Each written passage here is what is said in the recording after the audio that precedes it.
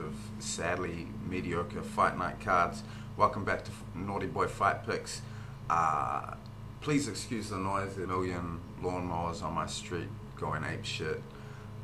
So that may be annoying in the background. I can hear it pretty clearly, but I have to do this now. I recorded this, well, not this, but I recorded a podcast for this event 2 days ago, and then the video fucked up somehow. File was corrupt, so I'm pissed, and I'm gonna try rush through this because at the last one I was ambling and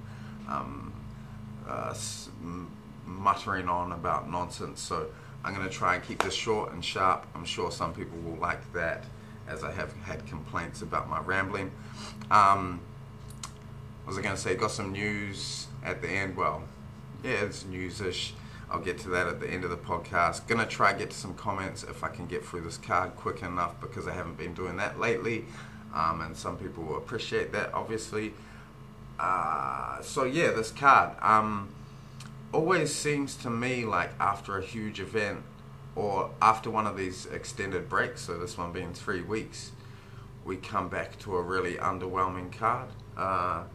Interested if other people feel that way too, but a largely underwhelming card. But when I start to look into the main event, I got excited about that fight. I think that could be a fun one. Other things of interest on the card in general.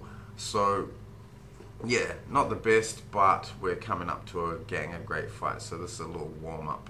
So if it is disappointing, we won't have to wait long for another good event. With that, let's get into this card. Is that what we're doing? Oh, please remember to subscribe and like the videos, all that shit. I appreciate it a lot. It helps gathering revenue on my YouTube channel again. So it's fuck all, but you know, I wouldn't mind getting it to something that counts. So yeah, appreciate the comments, the subscriptions, all that shit. Please holler at me. I like it, although I haven't been getting back lately because I've been crazy with work. I'm essentially doing 2 jobs at the moment, which you don't care about. But let's get into this card. I'm gonna try and do this mostly off my memory of my research and not refer to my notes too much, but we will look at the notes because there's some interesting points in there. So first fight of the night, Stevie Ray versus, is it Jessen Ayari? Stevie Ray out of Scotland, 21-7. Ayari out of Germany, 16-4. 16-4? I've got something different in my notes. Anyhow, who cares? It's all probably mostly against jobbers, so it don't matter. Ayari has been KO'd twice. He's on a 7-fight streak prior to his loss to Darren Till, which went to a decision. Saying I wasn't going to refer to my notes, but that's all I'm doing now. Seems like he jumps between 55 and 70. Wins over what looks like unnotable opponents, really. Kicks come pretty slow, but then I notice it kind of lulls his opponent into a false sense of security because his hand speed's quite nice, so he'd be throwing these kind of lumbering kicks. They look like they've got a bit of power on them, but then his hands come quite sharply. He's got a nice lead left hook and a right hand, and yeah, the hands look okay. He actually outstruck Till in their fight, which went to a decision, which is notable, I think. He ate some big shots, so he outstruck Till about 40-30 or something over a 3-round fight. Till definitely landed the biggest shots and I think deserved to win the fight, but Ayari was hanging with them, and I mean, you know, Till's done some notable things, like the win over Cerrone was a pretty big deal. Like, he smoked Cerrone, and then yeah, beat Wonderboy. So I think for Ayari, hanging with Till to a decision is somewhat noteworthy. And also, he didn't look much smaller than Till in that fight, which is interesting, being that this fight is at 155. What we got here? He's pretty elusive. He avoids a lot of offense on the feet, can make his opponent miss quite a bit. From what I saw, always will like throw up subs if he ends up on his back. Largely unathletic looking guy, but he's pretty crafty. He he looked quite soft at 70, so I think he may look a lot better coming in at 55. We'll wait to see him on the scale. He's durable, like I said. Cardio didn't look great at 170, but I wonder if he'll be in better shape at 55 and more suited to it, or adversely if he struggles cardio-wise making the bigger cut. Despite those cardio concerns, I did see in a couple of his fights in the third round he'll really rally and try and finish strong. He lunges in a lot with his punches, so he can get himself into trouble there, but I don't know how much of a problem that will be with Stevie Ray. Stevie Ray, 21-8, more experienced. I think he'll probably look a lot faster than Iari. He looks a lot smaller also. He took that nasty beating from Fowler. That was rough. That was his first KO loss. I watched the fight with Cajun Johnson, which he lost, and he really struggled with Cajun Johnson's movement and with Cajun keeping the range. So Iari looks decent at keeping the range. He doesn't move as much as Cajun, so it's a different kind of game, but it is still a long range game. So I'm wondering if Iari can keep Stevie Ray at range, make him miss, frustrate him, and hit him with some big shots. I could definitely see that happening. Stevie Ray got dropped by Cajun. Yeah, so Iari's pretty big underdog in this fight. I was going to wait to see him on the scale before I bet, and then I forgot about that, and I placed 2 units on him at about $2.50. So yeah, we got to play on that. Next fight up, Arjun Singh Bhullar versus Marcelo Gome. Arjun Singh 7-1, Marcelo Gome 6-1. Bhullar took that. He lost his last fight, but he was winning that pretty notably too, and he made a mistake on the ground. I think people will remember it, and got subbed. So he's looked pretty good so far. I think he's had 2 UFC fights, and he won that first one, was winning the second. His boxing looks really nice. He's got a great jab, and then he can follow it with what looks like a pretty powerful, accurate and fast right hand. He's surprisingly fast with the hands, because he doesn't look like I don't know, he doesn't look like he'd be have the hand speed, but he does. He looks really good. He obviously has a wrestling background. I think he trains at AKA, which is obviously good for him. His takedown accuracy thus far in the UFC is really good. So as for Gome, he looks like a pretty dangerous striker. Both these guys appear to have really good cardio for the heavyweight division. They both, in fights, I've seen them looking really fresh in the third round and without really any drop-off in activity. So this could be a fun one if it goes the 3 rounds.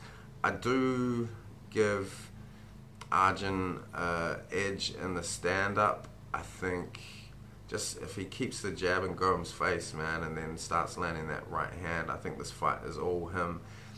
Wouldn't be surprised to see him go to the wrestling as well. Gome appears to have pretty good takedown defense, but we shall see what happens there. I thought about playing this fight. I think Bhullar's paying about $1.50. I may do that because I'm quite confident in him, but then this is fucking heavyweight, and we all saw what happened in the last event with fucking Volkov and Lewis, but that is a bit of an anomaly. But yeah, I'm quite confident Bhullar wins this fight. So I might make a play, but we shall see. So my pick there, obviously Bhullar. I think he'll win a decision. Next fight up, T. Edwards versus Don Maj. Both guys making their debut. T. Edwards getting that big knockout win in Contender Series, and he looked really good. It was a fast fight, so you didn't get to see too much, but he did look really fucking good and powerful and fast. Yeah, I think... Yeah, I didn't watch much tape on him, but he does look fucking good. And I didn't watch anything on Maj because it's hard to find, because he hasn't done notable shit. Yeah, so on the UFC side it says Don Maj is 7-1, but on Sherdog it says 7-3-1. So he actually has 3 losses. So Yeah, I'd really favour Edwards in this matchup. I'm predicting Edwards to get a KO win. Like I said, I haven't looked into that fight to a great degree, so don't fucking hold me to that. Next fight up, we have Sarah Morass versus... back to Maj too. He's from South Africa, so I would question the level of opponents he's faced, and then taking 3 losses. Yeah, I can't imagine he's that great. I wonder why he's in there. Next fight up, Morass versus Bernardo. Not super interested in this fight, but I am picking Morass because she has some UFC wins under her belt, albeit against not great competition, but she has them. She's 5-4. Bernardo is 5-2. I think she's had a couple UFC fights, and has she got a win? I have a quick look here.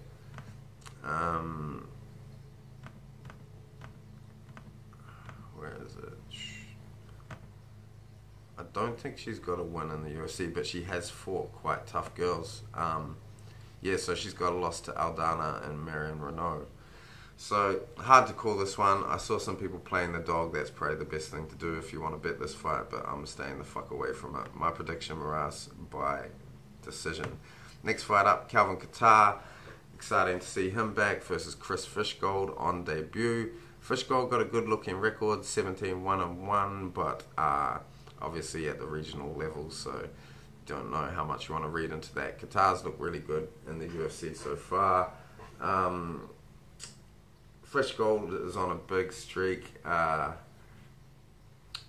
looked real good in the UFC, so he came in, got a decision over Andre Fairley in his debut, which is pretty fucking good, man. And then he finished Burgos, also pretty fucking good. And then went to decision with Moicano, which most Moicano's opponents do, but I think that's good experience for him. And yeah, I'm picking Kattar to win by decision here. I think the debutante won't be ready for this step up in competition, and Kattar should win pretty easily. Next fight up, Thibaut Galti versus Nusrat Perast, aka Mini Kevin Gastelum. Galti, I think, has lost 4 of his last 5. Perast obviously looking great in his last fight against Jacasey. Really nice striking, great striking defense as well. And I think Galti has pretty poor striking defense. Galti has 4-1 in his last 5. Perast really young. I think he's in his early 20s, improving each time out. And he was also on a streak of 8 KOs in a row. So I'm picking Perast to win this pretty easily and probably get the finish. So Perast by KO for that fight. Next fight up, Nordine Taleb versus Sean Strickland. This is a fight I thought about betting, but I just don't.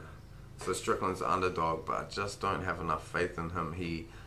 In his fights, he just looks like he's sparring and there's no killer instinct. He rarely sits down on a shot.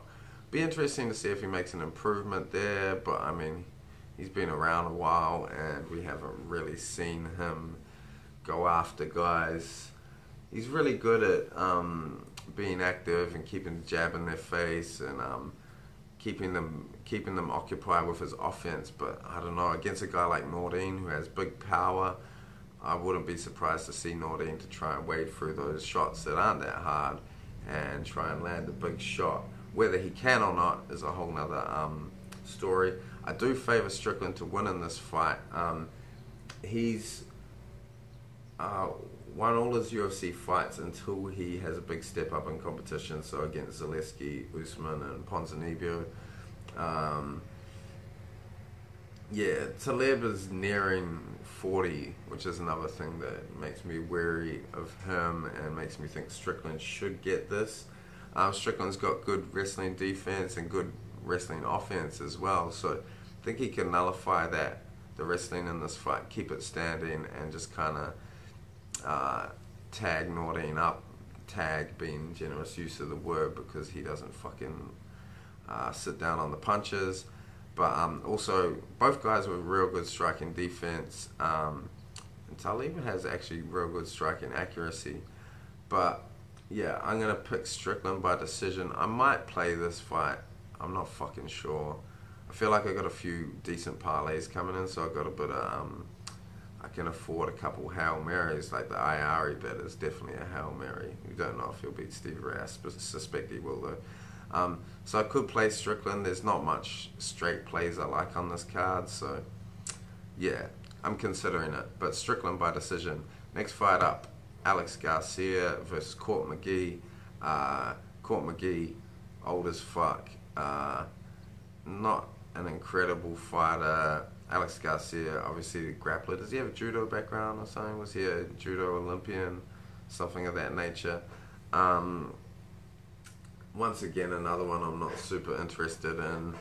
But, yeah, I think Garcia has a huge physicality advantage here. And McGee being more of a grappler, I think Garcia can get a win here by decision.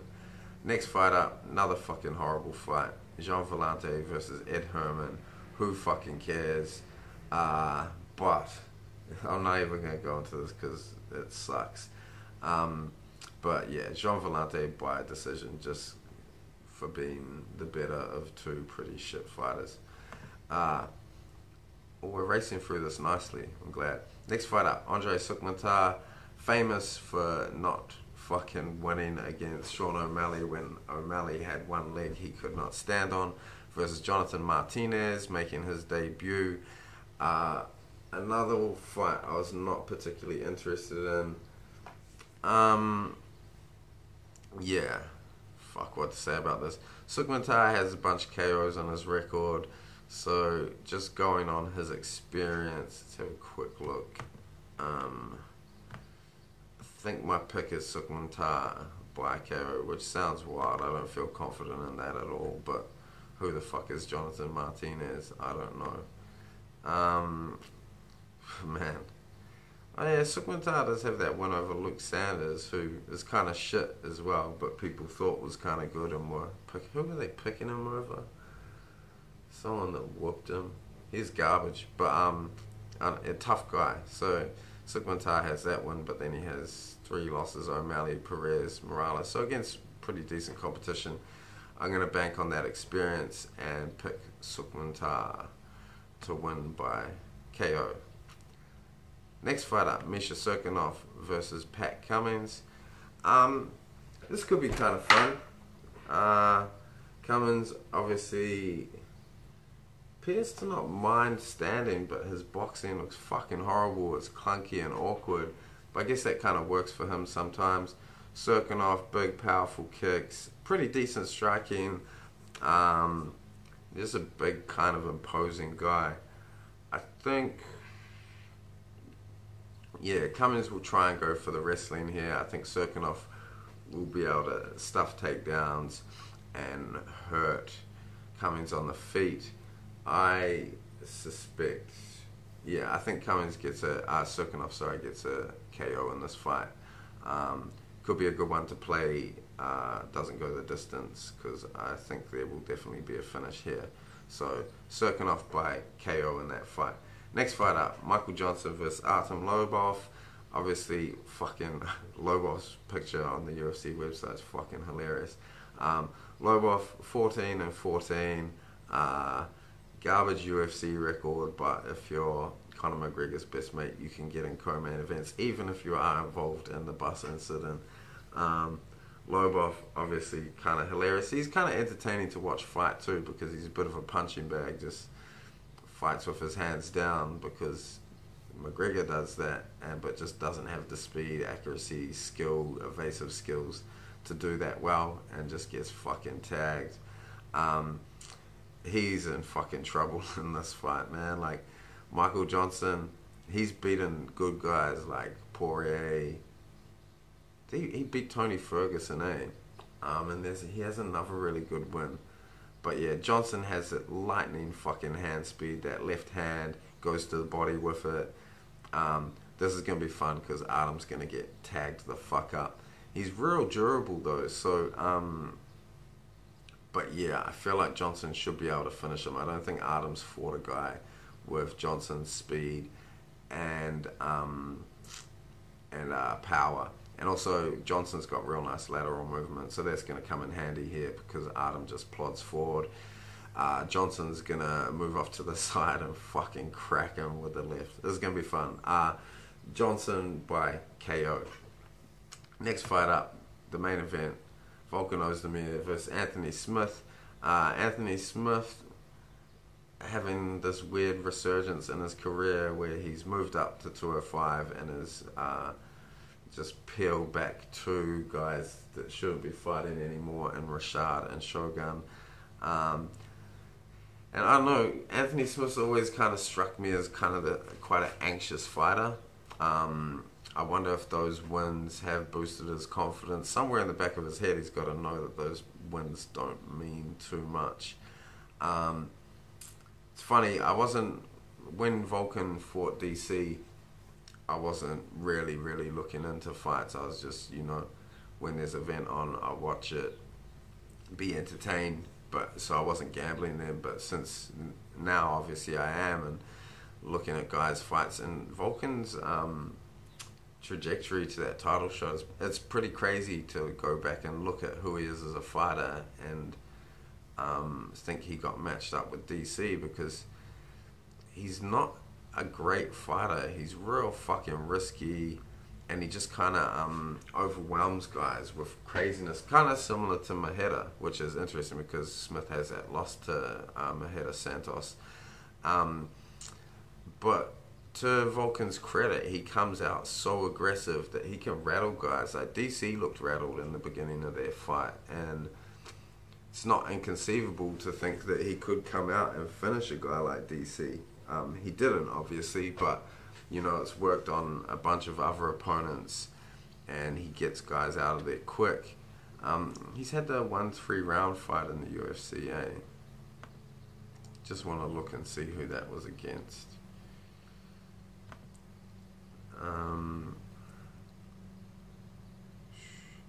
Big concern here for Smith is that he has been knocked out 8 times.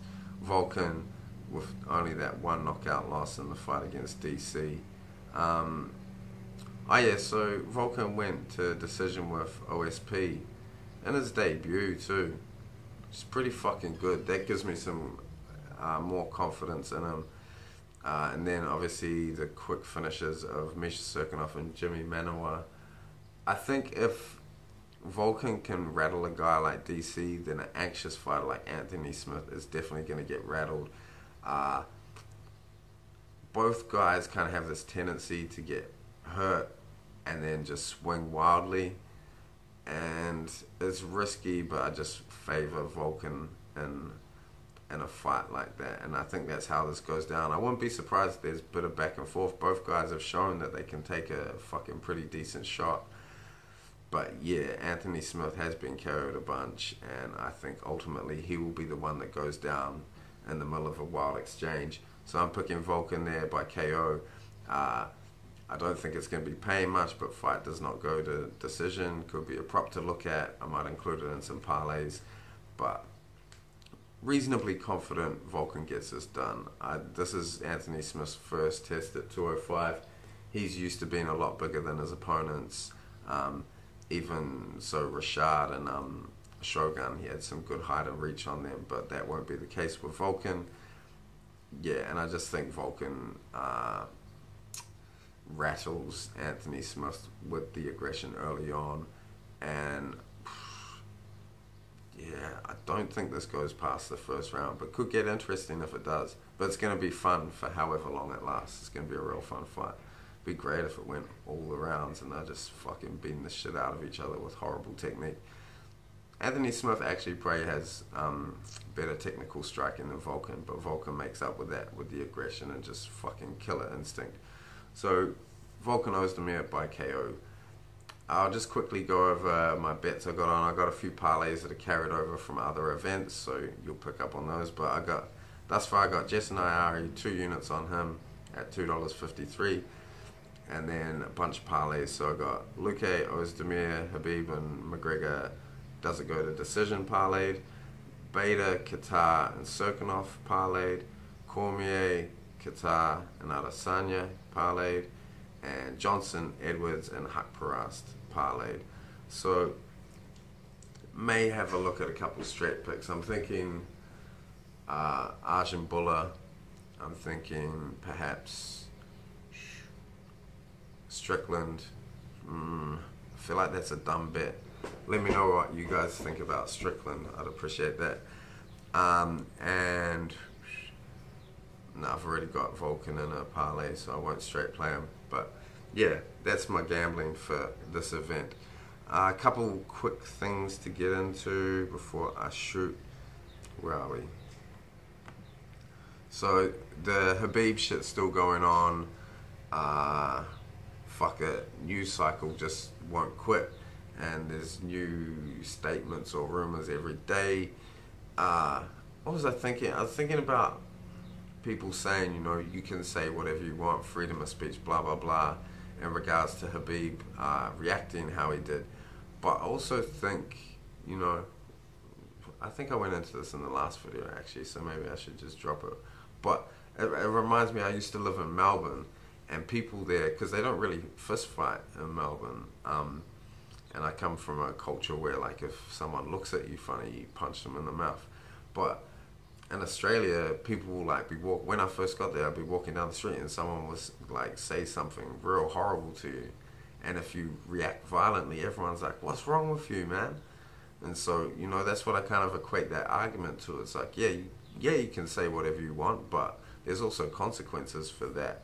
So people who think that Conor should be able to say anything carte blanche and there should be no violent response to that should go live in Melbourne. You'd like it there.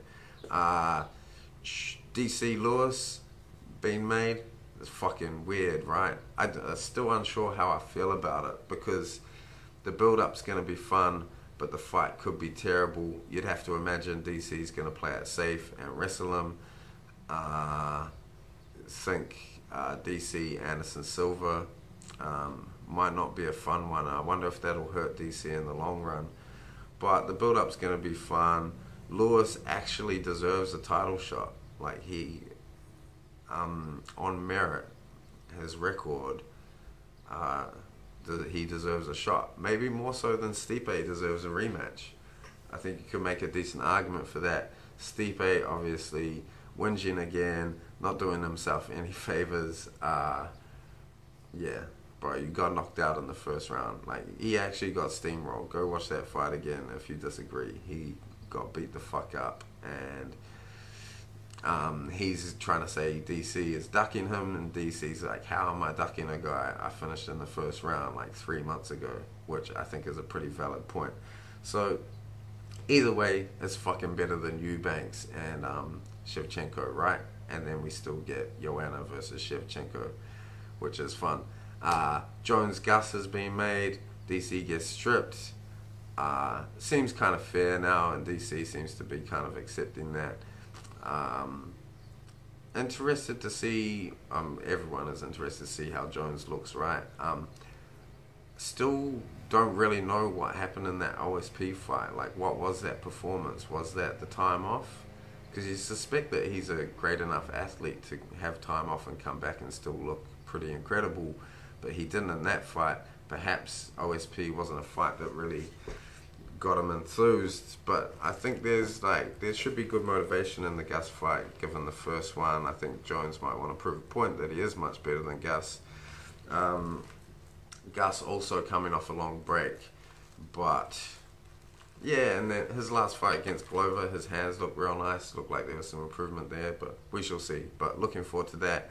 UFC 230 coming up, as I talked about. Can't wait to see Adesanya. I think he's going to fucking smoke Brunson. Some other good fights. I'm real interested in David Branch versus Souza. And I think Branch is a reasonably big underdog, and I wouldn't mind playing him. I think he might beat Souza. Bellator ran 2 events last weekend. I didn't watch them because I don't fucking care, but they've got a heavyweight final now between a UFC dropout light heavyweight and a retired heavyweight. So Yeah, but it seems like it'll be a decent outcome for them either way. News I was going to get to, I'm currently looking into the software I need because I want to liven this shit up, and I want to do a podcast with my brother, who you might have seen. He did the Gaethje Vic recap with me. He's a professional fighter coach, so he's really knowledgeable and would bring a lot to this. I think I would like to do the picks and predictions with him, and then I want to do a podcast with my friend Dominic Hoey, who is an author, poet, musician, just a fight fan as well, and a interesting and funny guy. So maybe I'll do the recaps with him or something else. We'll think of an angle. But yeah, so looking currently at what software I want to use, what equipment I need to make that of decent quality, and yeah, make this shit more entertaining for people that tune in and hopefully grow it a bit. So quite excited about that. That's all for today, I believe. It's good to be back. Really looking forward to some fights, even though, fuck, I don't know. Yeah, I'm a bit torn. I'm craving some fucking UFC, MMA, but this card isn't that great. But then it gets better from there. So looking forward to that. Thank you for tuning in. I will be back with the recap. Maybe saying in the meantime if I get this software sorted and get those other guys on board. But yeah, good luck with your gambling and enjoy the fights.